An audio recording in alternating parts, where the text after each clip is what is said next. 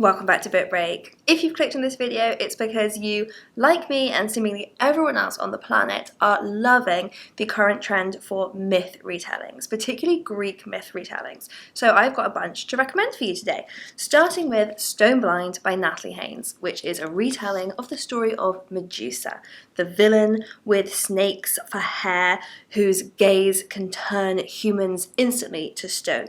Or at least that's the story that I was always told growing up. Stone Blind is a really fun feminist retelling of this story that forced you to question whether Medusa was ever a villain. The book follows loads of different characters and shows how all these different myths that you might vaguely know all weave together to become part of Medusa's story. And the book is really powerful, but it's also very funny. Natalie Haynes is such a witty writer.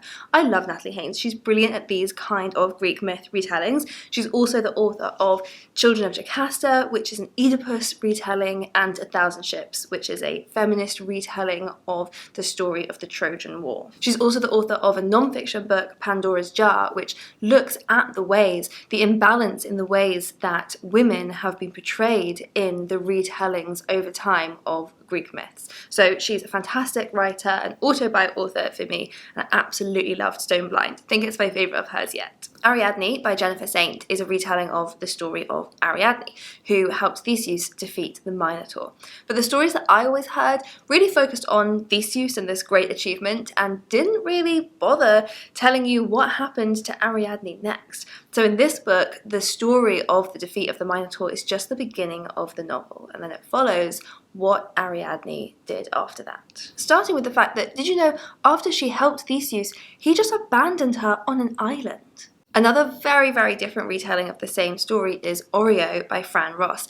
This is a classic from the 70s that takes the story, the framework of the story of Theseus in the Labyrinth, but then transports it to 1970s Philadelphia. This book is about a girl on a quest to find her long-lost father, and she goes from Philadelphia through the labyrinth of Manhattan. It's actually a satire about racial identity, and it's been this kind of rediscovered gem. When it was first published in the 70s, it was just 2 ahead of its time. Another book that borrows from Greek mythology but then transports it away from the ancient Greek setting like that is Pandora by Susan Stokes Chapman. So this one has an interesting twist in that it's set in 18th century London.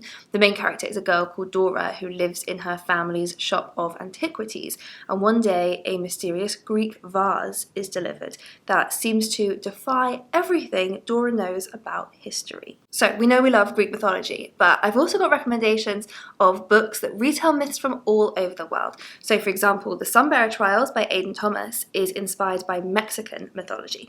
This book is about a very high stakes competition between semidioses or demigods. In the world of this book, once every decade, 10 teenage semidioses are chosen to compete in the Sunbearer Trials, and the loser will be sacrificed to Sol, the sun.